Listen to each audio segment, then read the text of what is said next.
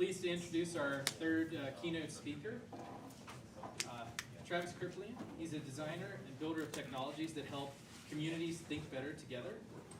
His secret is the observation that communication technology has largely been designed to speak into, with little attention paid to how people might listen through it. Civil, scalable, and actionable conversations are more likely if we directly support both speaking and listening. After defending his dissertation about designing for listening at the University of Washington Computer Science Department, he left academia with several like-minded colleagues to start their own Invisible College, a sort of distributed lab for independent researchers. He lives in the scary gap between academia and industry, with more freedom in how he shepherds new ideas into the world. He's probably best known for Consider It. So let's give Travis a warm welcome. All right, thank you, Kurt. All right, so it's after lunch now. I can't just let you sit there and vegetate and digest. So I want you all to stand up. We're gonna do a little exercise at first. If you're brave, you can take your food along with you. All right. Now, I want you to imagine that you are a delegate from your home world to the Galactic Federation. Okay, and you're going to be entertaining a new proposal that's before the Congress. Should we admit the Death Star to the Republic as a member state? Now, so I want you to just kind of take on a little character here. Like, think about it. Like, where would you stand on this issue? And you might also consider where your allegiances lie. Are you with the light or the dark? Okay. So are we all there? Are we all there? All right. You know, Death Star has quite a bit going for it. You know, there's a lot of benefits, a lot of drawbacks to it. Here's just a couple facts about it. Learn about those. Now we're back here. And what I'd like to do is everyone who is opposing this, please kind of walk over in this area of the room, and everyone who supports it, kind of come over here. Neutral. This is spectrum. So all the way to the extreme over there of support, extreme of disagreement. Come on, Death Star people. Come on down. So go to work too, to work with those meddling kids.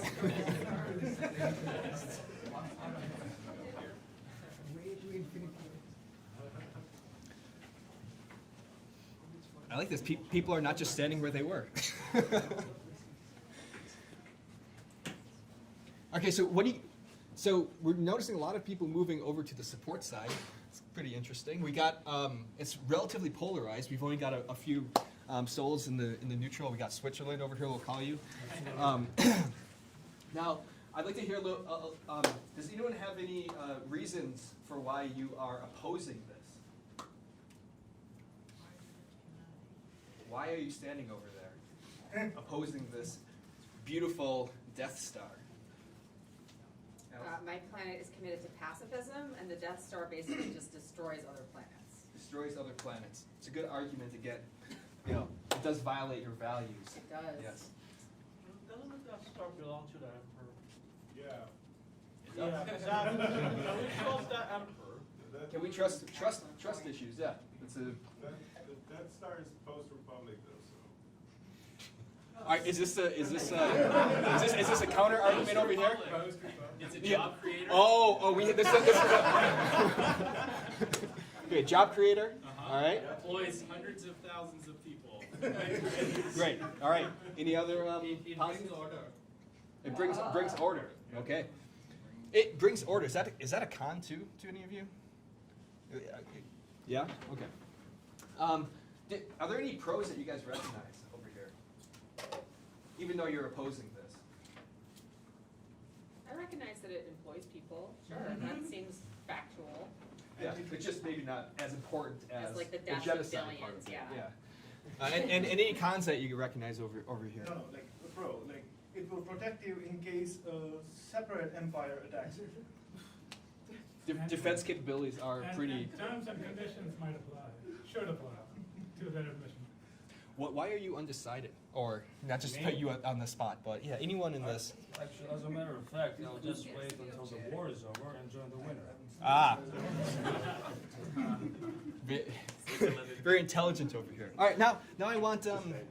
This might be a little hard to do with the spacing, but I just, and I'm going to compel with my powers here to pull forward those who are from the dark side into the front. Just walk straight forward, not to me, but straight forward.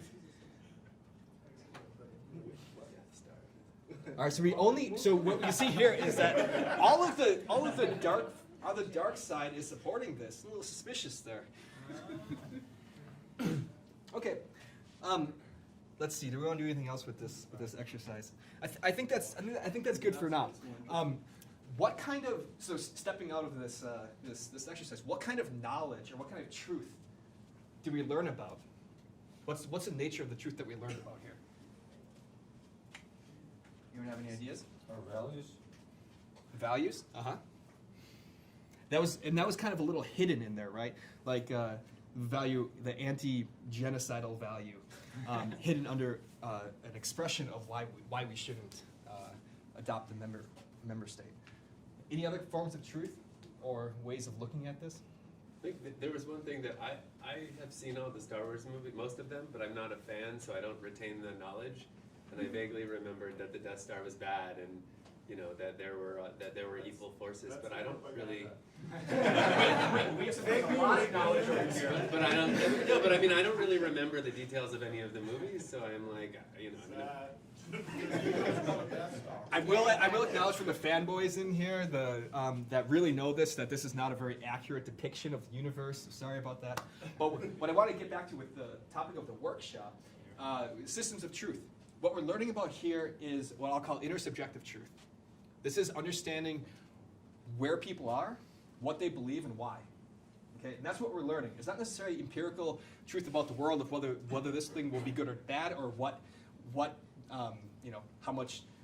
types of valuable metals the Death Star is made out of. But it is valuable information that I'm going to talk about today. Everyone can go ahead and have a seat, or keep standing if you really want. Computer.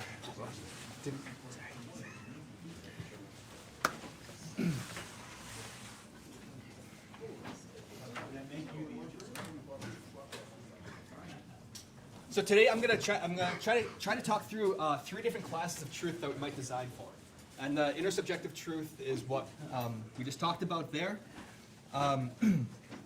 and common ground is what I'll call the kind of form of knowledge that is.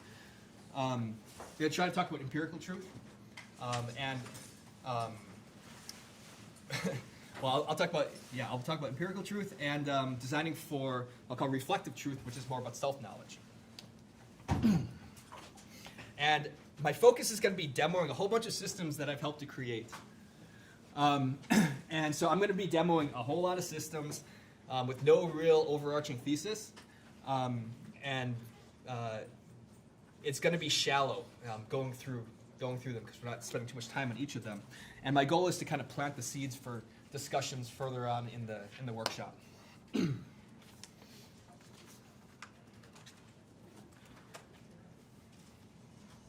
All right, so first I want to talk about intersubjective truth. Keep on going in what we were just doing. The key concept here is common ground. Now, common ground or grounding is the process by which 2 or more communicators establish mutual understanding through a process of speaking and listening, going back and forth, listening, responding, clarifying, and so forth. Now, it's the output of grounding is what's called common.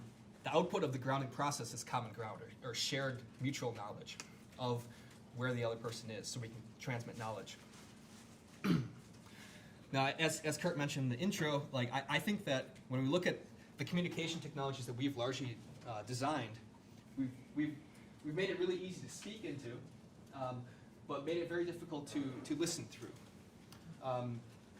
Can't really see too well on here, but this is Twitter, so the retweets are kind of a form of listening. The likes are kind of a form of listening. recommend. That's kind of like a form of listening, but it's very kind of weak, and listening is much richer than that. And I think that we could, there are different ways in which we could treat listening as more of a first-class design object. So I want to show one system that I made that kind of, I forgot to say, I think that this causes a lot of problems in communication, where it's hard to listen to other people to show that you hear what, and some people don't feel heard, and that leads to, I think, a lot of conflict, shouting, and even withdrawing from conversations. It also makes it difficult to understand, take meaning out of all these really long conversations. It's hard to synthesize and understand what large groups of people think, which is another form of listening.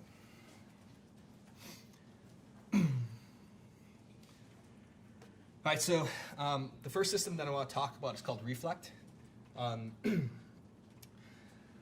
So the idea behind Reflect is that you take, I don't know which one to go to. You take a comment forum.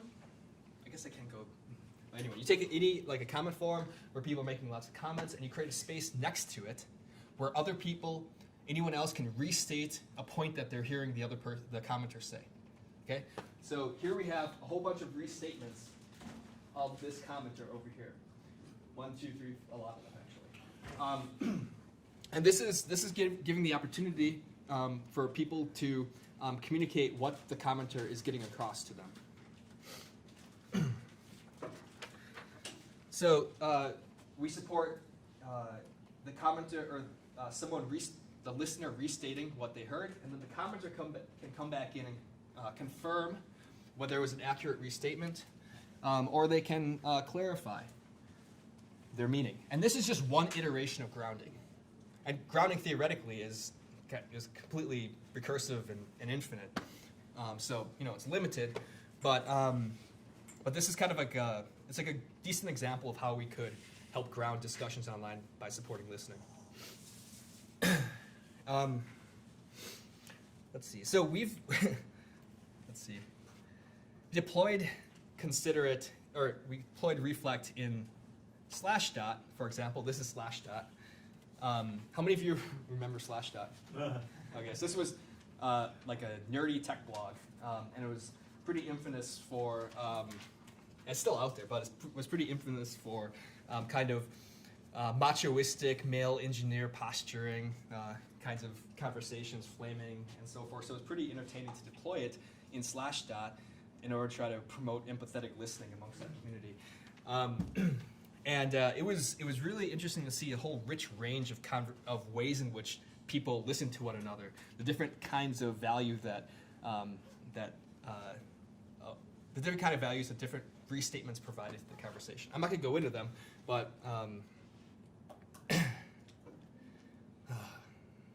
sorry about that. You can check it out in this paper. There's quite a bit of quantitative and qualitative analysis of the outputs of some of these conversations. In fact, there's actually an Easter egg in that I embedded full resolution screenshots of full conversations. If you get a screen or a PDF reader that can zoom in super far, you can actually just read full conversations. You don't have to rely on my cherry-picked examples. All right. The second system that I want to show to you, so Reflect was really looking at, okay, like for this one commenter, like let's really make them feel heard. Consider it as focusing on another level of being heard, which is the group. How can we build common ground around what everyone thinks and why? And that's actually what we did in this exercise. So the exercise that I started off with the Star Wars example, we did that online with Consider It. So here we go. Admit the Death Star to the Galactic Federation. We have histogram with people's faces on it, showing them from agree to disagree with this. And anyone can drag themselves onto that and add them. And then pros and cons. That these are the common patterns of thought across the whole group. So in this case, the top pro is the Death Star and the Sith have limitless resources, and the top con is that don't trust its manager Darth Vader because of his daddy issues. Now,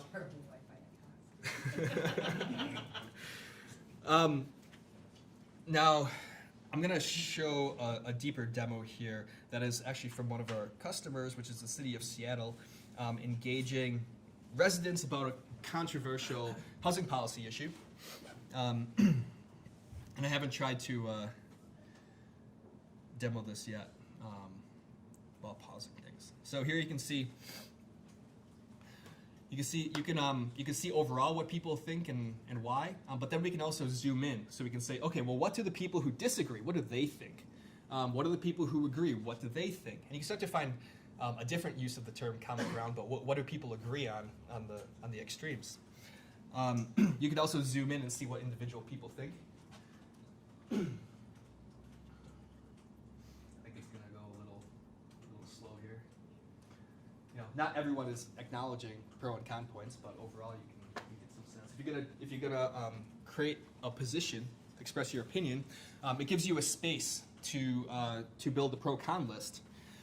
One of the reasons that I like is you can add your own pros or cons, or you can include other people's pros and cons into your list, and that's where you see people it's kind of like the voting feature. But the design puts people in a different orientation towards one another in that it's nudging people to not only think about trade-offs with the pro-con list, but also to listen to other people. Because if you're thinking, well, I have an empty con list, I wonder what other people are thinking, you kind of go there. So this is a structural nudge to listen to other people. So this is one proposal within Consider It that was on changing rezoning to some of the single-family zones, which is of course very controversial.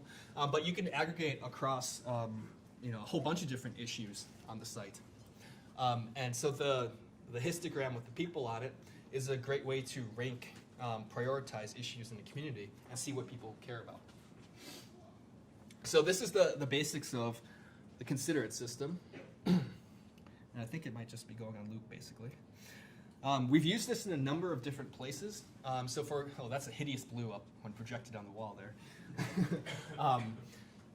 We've used it for the Washington State Democratic Party, for example, to do strategic or participatory strategic planning, talking about different strategies and next steps and engagement and so forth. Used it with Mozilla Foundation for doing community ideation around this internet health report that they want to do, where they're sourcing ideas for what to measure to assess internet health. Some cryptocurrency examples for distributed, decentralized governance. Large communities trying to figure out how they should govern themselves. Even program committee making decisions about what papers to accept into conferences. And there's a paper on it, but that was like from a long time ago. And a lot of what I showed you came after that. All right, so one of the design elements that I want to pull out here is what we call the slidergram. Okay, we found in terms of helping to create common ground, we found this to be a very flexible design asset that I think can be applied in a lot of different places. It's compact and it's visually appealing. It's not perfect, but it's pretty nice. We've used it in a couple of different places. For example, our team internally has something that's like a hybrid of email, Slack, and a blog that I made where anyone can create a slidergram, one of these slidergrams, and affix it to any piece of text. So imagine you get an email, you can just anyone else could select a piece of text and give you a reaction to it. So let's something like this. Can I ask just a clarifying point? For sure. When you receive the slider, is everyone's opinion who's already contributed up there for you, or is it okay? Yeah. So this is getting. This is an important question in terms of a very important design question or choice, because you do have opinion anchoring effects where you see other people and then you're like, oh, I'm going to slide over there a little bit with them. So that's a design tension that was very difficult to make. Do we show other people's opinions before you put your opinion? I just wanted to know perfectly for clarification. Yeah, but it's something that we keep on coming back to, and there are variations of this where we would force people to express their opinion first before seeing the other ones to elicit more truthful reactions. Yeah. So this is an example. This is a post that I wrote in the system, and you can see that a couple people are, including me, are resonating with some part of it. If you would hover over here, you'd actually highlight the section of the post that it's actually referring to. And it also helps to, you know, you can like rank things and so forth in it. It's real lightweight, pretty nice. And we found that it helps us quickly find our points of departure so we can align our actions much quicker, because we can be like, okay, where are people, like when I write something, I get feedback on where people are not understanding. And we can also we don't have to bother talking about places where we actually agree. But we have a backdrop of positivity because we have this record of what people are agreeing with and what people are understanding. And this is contrast to something like email, where it's very difficult there's a very low ceiling on what you can accomplish in email. Because email can kind of go off the rails on the slightest disagreement or misunderstanding, especially when multiple people are involved. All right. Am I talking too fast? No? Okay. Next system I want to talk about derives from what I think is a very, very serious flaw in the type of common ground that considerate elicits from conversations. How many of you are familiar with the book Getting to Yes, or the ideas behind it? Just Jay and Steven? Okay. Oh, okay. So we got a few people, not too many people. This is a book on negotiation. I actually recommend it for anyone here because we actually negotiate things all the time in our lives. It's not just this like occasional thing where we're like negotiating a job offer or something. We're constantly negotiating. And the idea that present kind of two paradigms of negotiating. One's positional bargaining, and this is what we typically conceive of when you think about negotiating, where we have someone makes a proposal, someone makes a counter proposal, and you kind of go back and forth with like a frame of having a zero-sum game where someone's going to win and someone's going to lose. And you know that can work, but it's often the case that people don't actually have diametrically opposed interests at play. It's actually the case that oftentimes both parties can win because they want different things out of something. So the contrast is collaborative bargaining or negotiation, and that's where people talk about the interests ahead of time. So we actually create this common ground around what our interests are, and that puts us in a better position to make proposals that will satisfy all the parties involved. That's not to say that there aren't a lot of situations where there are oppositional interests, but it's more likely that both parties are going to get a better outcome if you're able to talk about those interests ahead of time. Now, when I look at considerate, I see positional bargaining for a lot of types of conversations that you might foster. So here, this is the Bitcoin consensus census. This is a couple. Bitcoin has been in kind of like this civil war for a couple years. It's very frustrating, and we're kind of involved in it.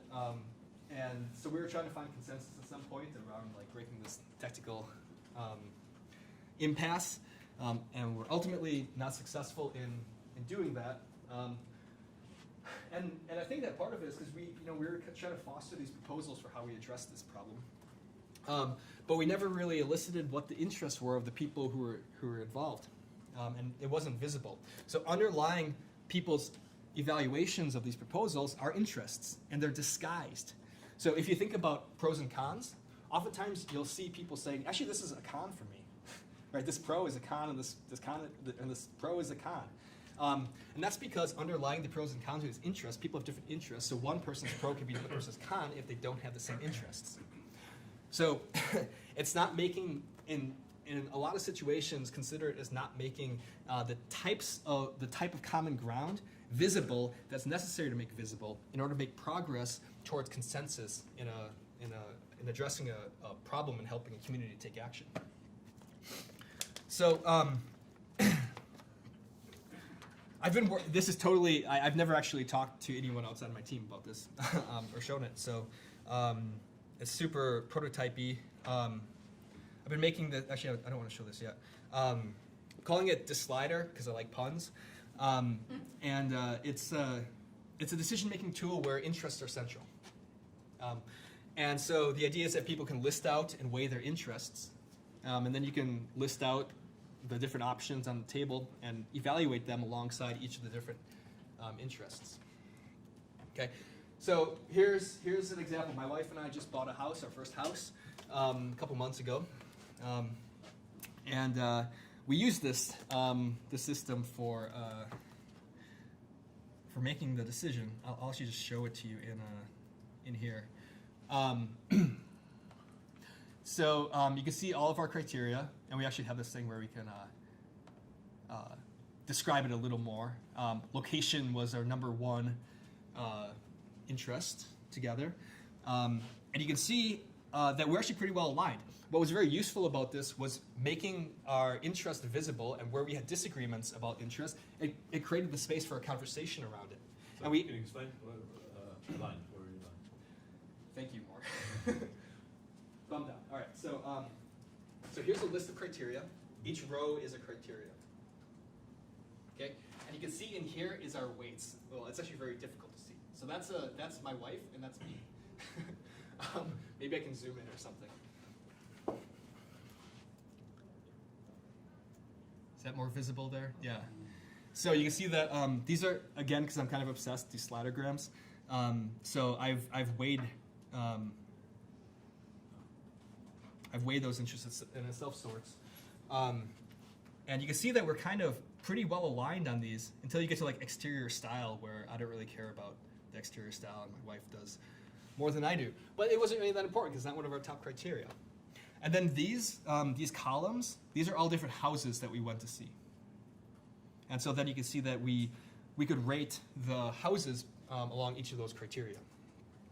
And then the system automatically does weighted sums in order to produce a ranking of the best options given what people have said. But the important thing here is not to actually adhere strongly to this kind of rubric, but to create the space for the conversation around what's important to you, which is also part of the reflective truth that we'll talk about later. To create that space so that we can kind of start to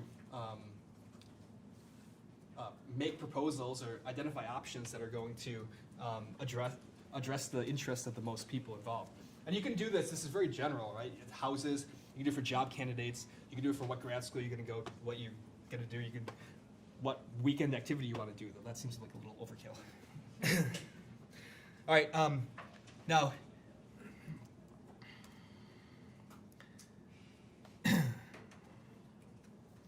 this is actually just multi-criteria decision making, and you guys have some of you have probably already done this in a spreadsheet where you just create a rubric and how you're going to judge something, and then your columns are the options that you're going to.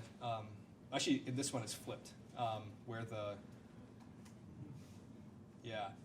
criteria are the columns in this example, and the options are the rows. But the problem with this one is that it collapses everyone's opinion down to a numeric value, so it's very difficult to involve many people in it. You lose out on the big benefit of being able to have those conversations where there's disagreements to kind of create that common ground.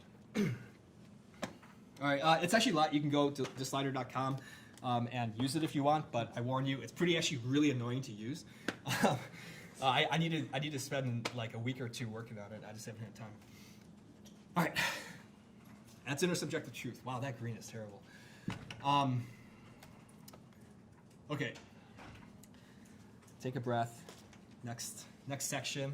The next class of truth that I want to talk about designing for is empirical truth in dialogue. All right. So how do we assess the accuracy of factual claims that are being made? This point that was from the Living Voters Guide, which is a considered instance, contains two claims. Marriage is more enforceable across state lines of civil union, and this other one, which you don't have to say. And this is designed for helping to increase the accuracy of the factual claims that are being made, or at least even identifying which ones are factual and not, and introducing them into a conversation is very difficult. First of all, it's resource intensive. It's much cheaper to create an unsubstantiated false claim, or even an unsubstantiated true claim, than it is to provide a well-sourced rebuttal or just a well-sourced claim. And second, and probably most dicey, is that, as Alice talked about earlier, we're wired to resist information that goes counter to our pre-existing beliefs. That's our biology. Confirmation bias, motivated reasoning. If you think about, like, we very easily conflate our beliefs with our identity. And so if we encounter some piece of information that runs counter to our beliefs, we look at it as running counter to our identity. It's a threat to us, to ourselves, and we act accordingly. And as was also said before, oftentimes you can encounter some kind of correction, and you can actually strengthen your belief in the opposite direction. So designing here is very fraught. You need to be able to bring credibility. You need to create a safe space for people to be more receptive to facts that challenge their belief, to mitigate some of those, but it's still very, very difficult. And it needs to be sustainable if it's going to last for any amount of time. And this is the point in talk where I should say that, like, oh, here's a solution, but don't actually have a full solution here, but we did something. We did, the first deployment of Consider It was this system called the Living Voters Guide, which was a voter's guide that emerged from the deliberations of many citizens, Washington state citizens, about ballot measures that kind of came on every November election. And in the first couple iterations of the voter's guide, it's crowdsourced voter's guide, summative studies and just my own experience showed that it was the biggest thing was difficult to know what information to trust that people are putting out there. If I write a pro point, that has some claim, should I believe it? Or should someone else believe it? And so what we did for a number of election cycles is we partnered with the Seattle Public Library to provide an on-demand fact-checking service. So basically what happened here was for any pro or con point, any reader could come in and request that this point be fact-checked. And that would go in, the librarian would try to answer it within 48 hours. It looked like they had a dashboard on the back end. And they would go and research they would identify 0 or more factual claims that were made in the point, isolate them, and then research each of the claims, write up a report, and also give each claim a verdict. And the verdicts weren't like, the verdicts were about how consistent they were with the sources that they found. So here's kind of a little bit how it looked. You can see, I keep on saying you can see, but it's actually really difficult to see. That's like a fact-check indicator that point has been fact-checked. And when you go into it, What is the fact? the magnifying glass, Oh. it just shows that that point contains a fact check. This is just one of the election cycles, how we design it. We change it every year. In the paper, it looks different. This is an example of claim check. And this one got rated that it was consistent with the research that the library found. All right, so there's I didn't want to go there yet. I mentioned that it's some of the things that are really important to do in order to. I mentioned that it's important to try to create a safe space. So some of the design elements for creating a safe space for people to be receptive to facts here.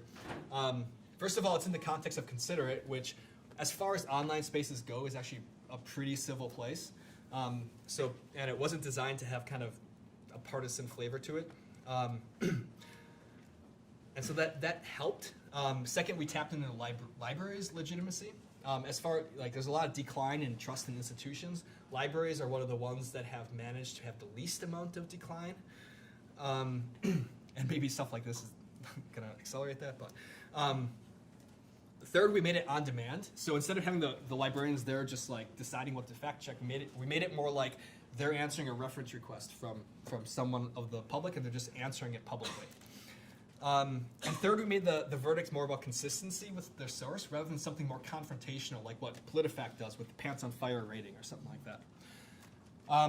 So those are some of the things that we tried to do in order to make it more of a safe place, less confrontational, less triggering of some of those biological reactions that we tend to have to challenges to our beliefs. Some of the outcomes. We had like 150 fact checks over a few election cycles. There's lots of enthusiasm for the service in our our surveys that we did, including some of the people saying that they actually changed their opinion on some of the ballot measures, given what they read in the fact checks. But we couldn't actually see much behavior change if we tried to measure it. So one might expect that if a pro or con point got rated as having inaccurate claims in it, that people might include it fewer times into their list. And we saw no statistical differences before and after the fact checks. All right. I want to step back and talk about design power at this point, because we're talking about some very strong forces. Alice made a very good case about how strong these forces are of misinformation campaigns and all these kind of things, how they trigger us. And I'm talking about like having librarians fact check some stuff in a discussion. Like we could have some good results in the context of like a little like scholastic study or something, but it's kind of weak compared to the forces at play. So we've been building these. I was showing a bunch of like systems of truth for increasing common ground and grounding discussions in empirical facts. As a country, as a species, we're confronting some very difficult problems coming up, and have been. But at the same time, we're believing less and less in absolutes, and that's leading to lots of decline in trust in institutions. We trust government less, we trust science less, religion less, journalism less, democracy less. And I got into this work because we need to figure out a way to decide as a society what is good, while giving up on claims to having found what's best. We need to be able to make action even when we're just living in relativity. And when I step back and look at this stuff, I just want to show that I've been feeling pretty pessimistic and cynical. Sorry, Kurt, I know you suggested not talking about that earlier, but it's been a drag on me in terms of being able to create some of these systems. It just kind of feels a little bit like a losing battle. We got truth decay. It's like putting a fire out with a Dixie cup of water. And I think part of that is when you're designing for deliberation or accurate claims, you're walking around eggshells around kind of our biological wiring. We're very tribal creatures, right? We're wired for division, of dividing self and other. And you can see that even with the stories that resonate with us in terms of heroes and villains, of good and evil. Star Wars is a good example of that, right? It's a fable of good and evil, of dark and light. And so the systems that are exploiting tribalism tap into a more powerful conduit than I've seen us be able to counter it with. Okay, so that means that we're not like partisan politics, misinformation campaigns, social media outrage networks. These are tapping into something very deep in us. And I haven't yet seen systems for truth in what we might call kind of pro-social forms that tap into something equally powerful.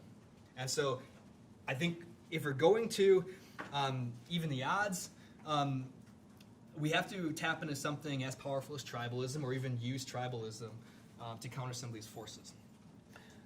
I don't have any answers, but I'm hoping that we can find some later on. I want to throw just an idea, an example out there. More kind of stole a little bit of the thunder of it earlier, but I came up with this system just on a plane ride over here, calling facts. And the idea here, and I'm really just throwing this out, it's totally half-baked, that's giving it way too much credit. This is the idea for grounding online dialogue in empirical fact. So what if we can enable people to bet each other on the accuracy of any claim? All right. So let's tap into people's greed a little bit. We're gonna create. So anyone can identify a claim and create a betting market about its accuracy. And basically what would be great to be able to engender is a whole bunch of people trawling around discussion spaces looking for things that are inaccurate so they can short it on the market. And that creates a bias towards accuracy as a consequence. It's just as in the purview of that particular system. Now there's a lot of difficulty here in determining what the oracle is for determining what's true or false. Like you'd have to have some kind of online jury system to resolve issues and distribute money to the winners. But I think it's actually doable. And I have some ideas, but I'm not going to go into them now. But this is just an example of the type of forces I think we have to tap into in order to be able to create designs that have enough power to act against some of the forces that are decaying truth in our society. All right, I'm going to go a little over. The last one, I'm not going to talk about this much, but I want to bring it up. The last class of truth is self-knowledge. We've seen self-knowledge and consider it, where people are creating pro and con lists that represent their own opinions. You can design to help elicit those kind of opinions and decide what your own interests are. I've also been working on this project called Cheeseburger Therapy, which is a peer-to-peer therapy system for administering cognitive behavioral therapy, where our helpers that we train them in learn listening skills that are also valuable in their own lives. And then, of course, we're helping people with troubles. Check out the website if you're interested. There's actually a really great comic that the person who started it created that explains the process. All right, so that's what I wanted to say to you guys today. We have these like 3 classes of truth: empirical truth, intersubjective truth, reflective truth. This is not exhaustive, but I think it's an interesting design space. And we're talking about this in terms of systems, and there's interactions between these different parts. For example, I think that if you create systems where people feel heard, where there's strong intersubjective truth and common ground, that people are going to be more receptive to things that challenge the issues of empirical truth. So I think there's actually some interactions here that would be valuable to consider as well. And with that, I'm going to end. Thank you.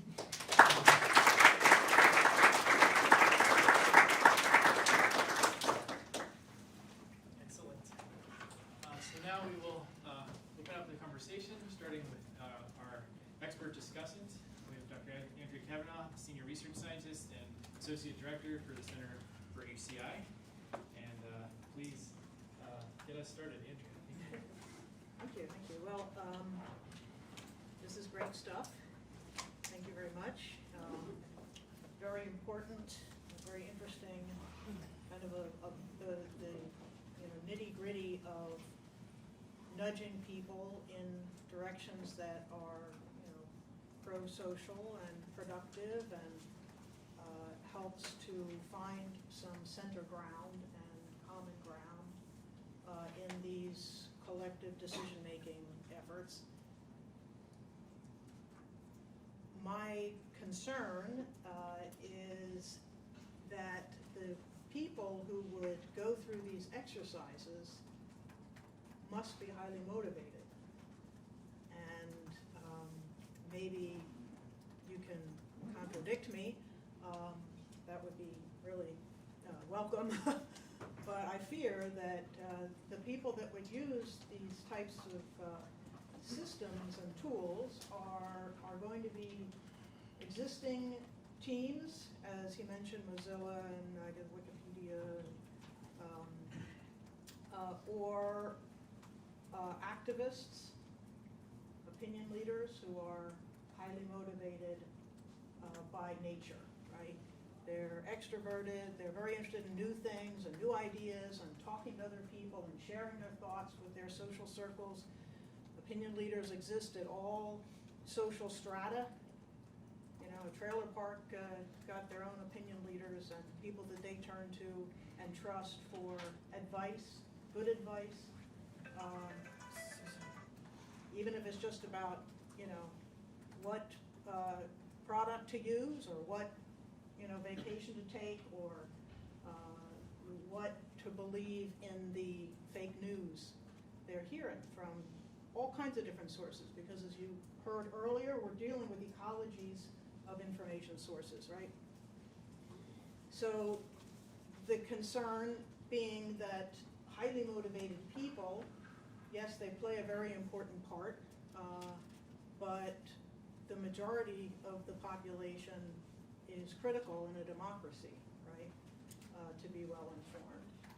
So we heard this morning about the bullet, the magic bullet, the hypodermic needle view way back in the, pre-dawn of the 40s and 50s of communication. Oh, you say this on the radio or the TV and everybody's going to change their behavior accordingly or change their beliefs, or they're going to, buy that product. But they learned, thanks to Katz and Lazarsfeld, that the more since long established way that people actually change their behavior and their attitudes or adopt an innovation, they buy a cell phone, or they buy a computer or whatever, is that they are exposed to that message from some kind of mass media, whether it's the internet or television or whatever, and they don't do anything until they hear from an opinion leader in their social network. That's a great restaurant. Or I just bought an iPhone. Or I just bought the 10. So they are going to be people using these tools, and we will need to rely on them to guide us, the majority, to some kind of informed decision-making collectively. But that doesn't take care of the bad actors or the, promoting a point of view from the Russians or from the extremists, left or right, that are interested in just changing people's minds regardless of the facts. So what, again, really matters against this kind of extremist, I hope, points of view, even though they're very evident right now, very obvious and active, is the vast majority, right? And we are, don't forget, living under the shadow of the post-2016 elections, in which this suddenly blew up in our faces, the fake news, the misinformation, the Russian influence, or whatever you attribute multiple misinformations to. So I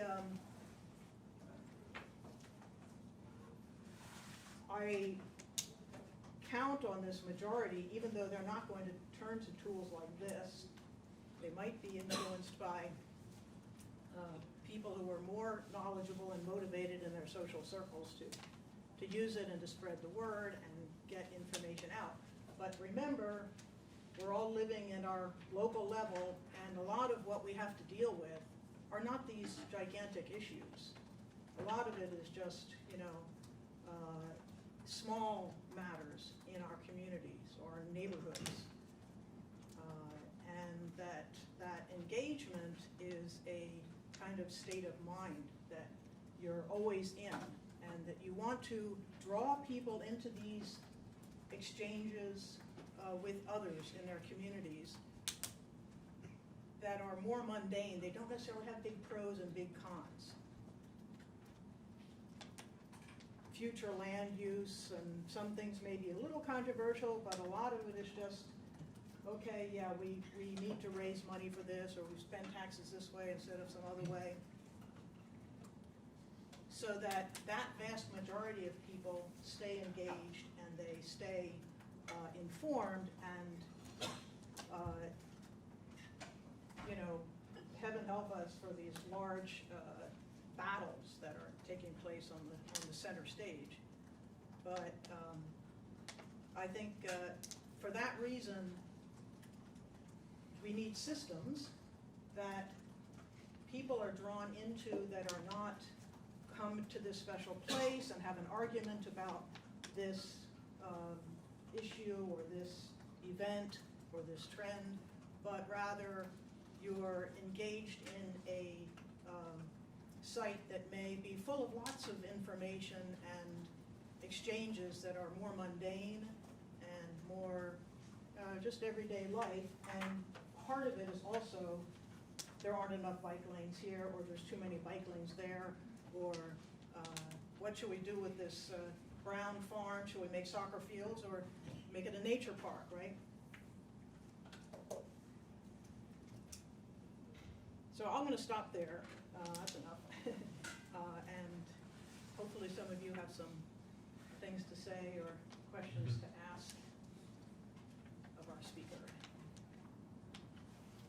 I can go first. So, actually, I was really intrigued by all the reflective system that you showed. We tried to do something of that sort. I tried to demo that at the end.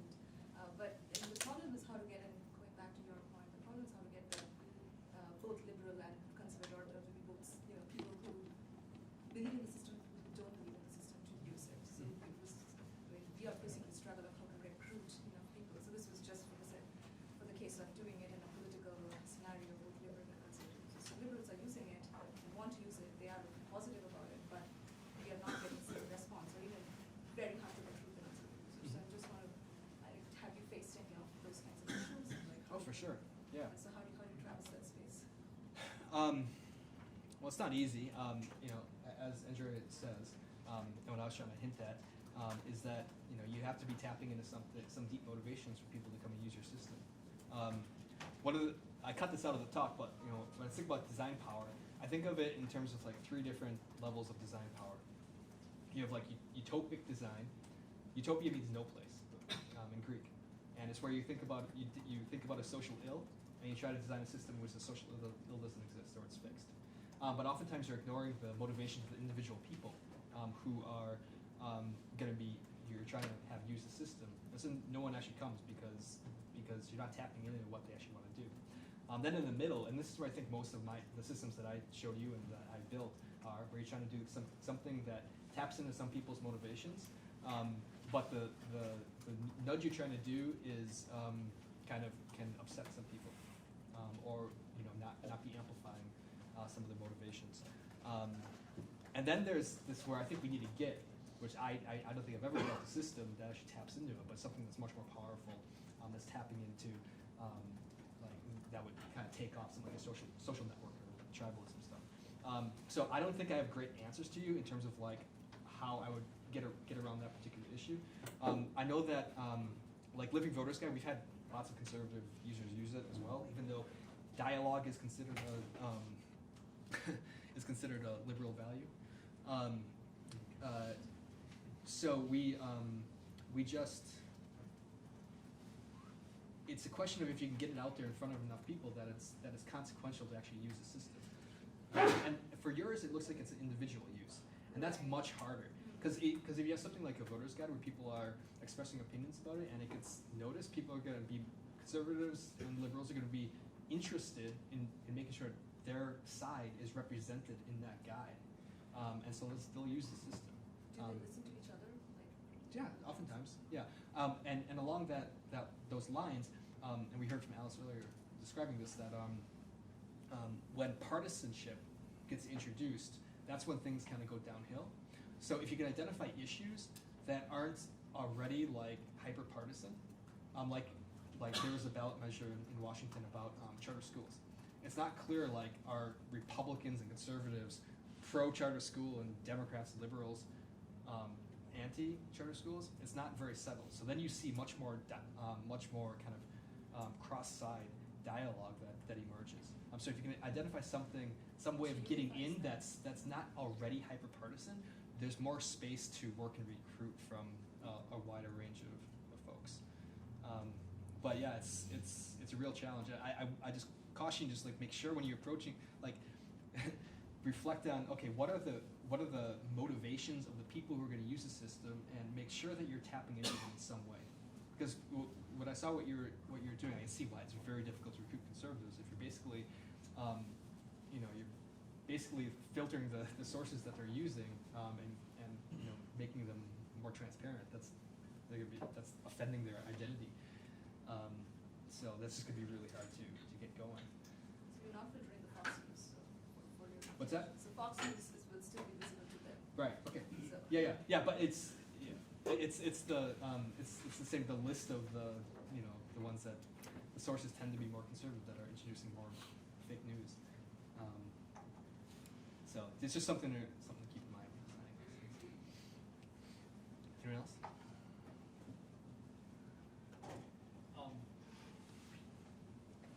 So I wonder, so just kind of building on this conversation about what motivates people to participate in dialogue and where we might dig up those motivations. Can we draw, so we've been surprised before by large-scale participation in online systems in many examples, from Wikipedia, the open source software movement, to many other things. And when I look at the examples that you have here of when you reference tribalism, and even as much as I like the currency-based model, and I think it might work, the underlying force there might be greed. I don't know, maybe it's just economic gain, but maybe it's greed. I wonder if there are more positive social forces that we might be able to draw upon, and maybe we can take some inspiration from some of these other surprising successes and what we've learned about why people participate in these other communities for learning motivations, for Esteem. self-efficacy, esteem, exactly, even altruism. And if we could get a fraction of the participation that we've seen in some of these other groups towards this kind of aim, I wonder if we could still make some progress. Yeah, I definitely think that's true. I think that consulting Maslow's hierarchy is a great way to start to prime like what some of those things you might tap into are. So people do participate because they want to build esteem. Esteem is one of the levels there. I think that it feels to people like they're being. I think a lot of people don't participate in the systems because they have other. They're trying to. They don't have like financial securities. They don't have time. There's a lot of things that are assaulting their ability to participate in their communities. Better explain what Maslow's hierarchy is. Maslow's hierarchy is like a model of human needs arranged from the most basic, like food and shelter, up to like the most kind of like self-fulfillment, yeah, like self-actualization and so forth. And those are, and like reputation is kind of in the middle, and those are primary motivators for why people do things. So that's my explanation, my very poor explanation of it. So I think there's something there. I mean, your systems are not very Wikipedia-ish in that I think not just the motivation, but also there's only one way to participate in Wikipedia and other such systems like open source systems. We know there's a hierarchy not of motivation, but of participation skills, like the organ, like what Schneiderman calls the reader to leader. So maybe there's something to build on there. It will still not achieve the public mass participation, but that may be okay. Maybe there's an alternative Wikipedia that's just like the facts Wikipedia. Wikipedia is actually built on consensus. Maybe this is the Wikipedia, which is built on disagreement and just exposing the disagreement. Maybe. Yeah. Better. The other, so I like that you stole my thunder back. I like that. Fun? No, facts. And I think it could work as a because it touches on the signaling, because it may apply to masses that otherwise will not get engaged, because it may teach you a lesson. But yeah, I guess the levels of trust there will be the issue. Maybe one of your other systems can be that. Well, one of the things that I've noticed if I make a rather large investment in something is that my attitude towards it changes. And so I'm wondering if that investment or that kind of change is enough to transform my identity enough that if I'm transforming my identity or if I'm investing in something that is actually true, then my identity might transform enough to accommodate beliefs that are in a truthful manner, or in a truthful direction. Yeah, consistency is a big. What's that? Consistency is a big thing, right? So people strive to be consistent. Yeah, but I think you could do it on a case-by-case basis that might ultimately result in something that's more of a consistent perspective. Maybe one more comment? Yes, I was thinking about your talk in terms of what I brought up this morning in the frame reference is Orwell, 1984.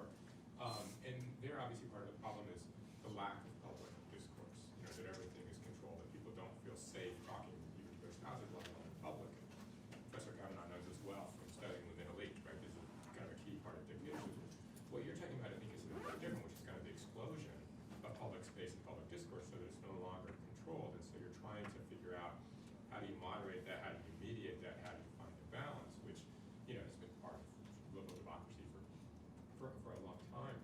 But the second part of that, you know, I went and looked at dslider.com, and the first thing it asks for is my email. And I have a lot of problems with that, particularly when my email is then being connected, because it says, what do you care about? And I typed in war with Russia, and then I deleted that, because I don't want that connected with my email. So I put war with North Korea, because that's safer. But how do you, as someone who's creating these online spaces, how do you deal with that privacy issue? I don't really that much, to be honest.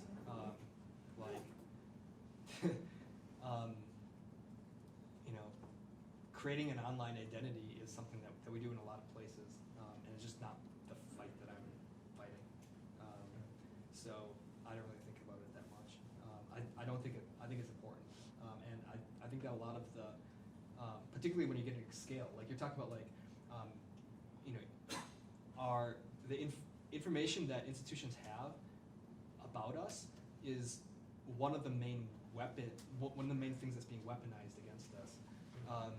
So there's vast troves of databases that get joined around consumer habits, political voting, all kinds of stuff that leads to these models that can be exploited. So we can figure out, so that people, the forces of persuasion can weaponize these things in order to like target very specific groups and figure out how to trigger their tribal tendencies and fan the flames.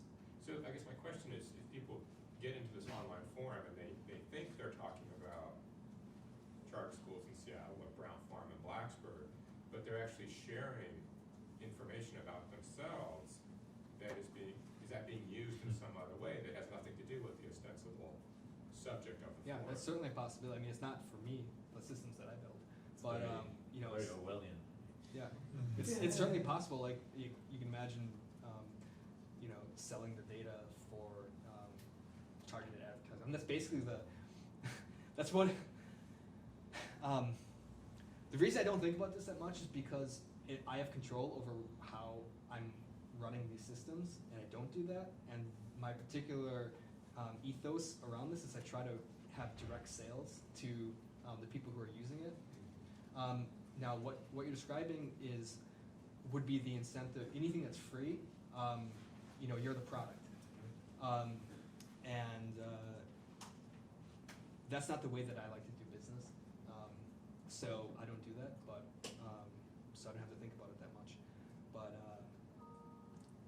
I don't know how to get around that for these big.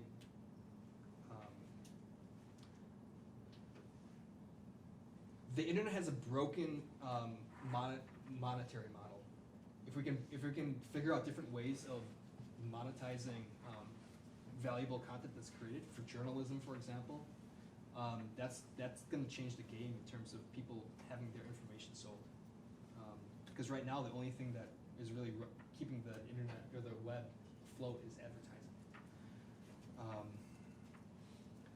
But I'm just kind of rambling here because I don't really think about it that much. I'm designing these systems and putting them out there for people, but you know, creating a login account is just something that I have to do in order to have some kind of stable identity and not have people